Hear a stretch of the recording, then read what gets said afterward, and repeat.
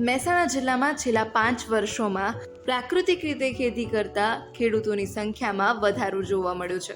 ખાસ કરીને કડી, વિસનગર અને વિજાપુર તાલુકામાં પ્રાકૃતિક ખેતીનો વ્યાપ વધી રહ્યો છે।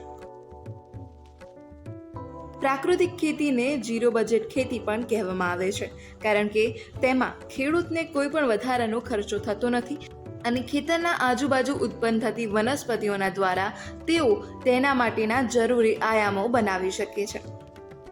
આજે આપણે 10 પર્ણી અર્ક કેવી રીતે બનાવાય એના વિશે માહિતી મેળવીશું। જાણીએ।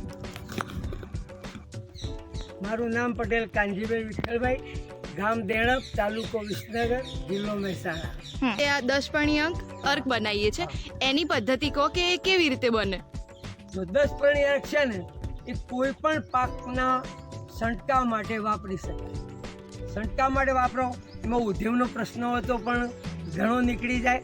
પછી રોગ જીવાત જે આવતી હોય શરૂઆતમાં તમે વાપરો તો રોગ જીવાત આવે જ નહીં, તો પછી આગળ વધુ રોગ લાગે જ નહીં, કેમ કે તંદુરસ્ત છોડ શરૂથી જ રહે। એના માટે 10 પર્ણી અર્ક અમે બનાવી છીએ અને આ બધું કુદરતી ચોમાસાની અંદર આજુબાજુ અમારા ખેતરની આજુબાજુ બધી જ કુદરતી કડવી વનસ્પતિ ઉગે છે। લીમડા તો અમારી વાળે વાળે હોય, આકડો, ધતુરો આ બધો અને ગૌમૂત્ર, છાણ આ બધું અમે ભેગું કોહરાઈએ 10 વસ્તુઓ અમે 10 નાખો 12 નાખો તો બી ચાલે। જે કડવી વનસ્પતિ જે અખાદ્ય હોય, જે પશુઓ ખાય નહીં એવી વનસ્પતિની આ 10 પર્ણી અમે અર્ક બનાવીએ છીએ અને ખેડૂતોને વ્યાજબી ભાવે 5 રૂપિયે લીટર 30 બેરલ તો ઓછામાં ઓછા બનાવું છું।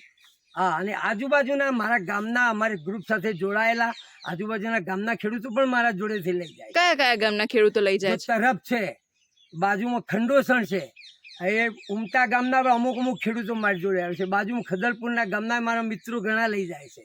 આ બધા છોગાળા અલિયાસણાના ખેડૂતો પણ વાપરે છે। બરાબર। એક વખત લઈ જાય અને અમને લાગે સારું તો બીજા વખત ચોક્કસ લેવા આવે। બરાબર। એટલે ખેતી ખર્ચમાં ઘણો ઘટાડો થાય છે। બરાબર। 1400 રૂપિયાની ડીએપી વાપરવાની જરૂર પણ નહીં પડતી।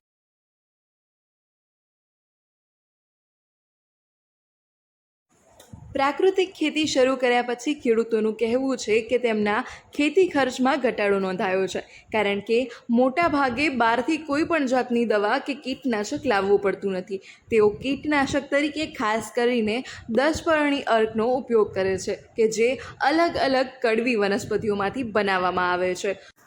ખેડૂત કાનજીભાઈનું કહેવું છે કે જો 10 પર્ણી અર્ક શરૂઆતથી જ પાકમાં નાખવામાં આવે તો અંત સુધી તેનામાં કોઈ પણ જાતનું કીટક વળગતું નથી અને વાયરસ પણ આવતો નથી।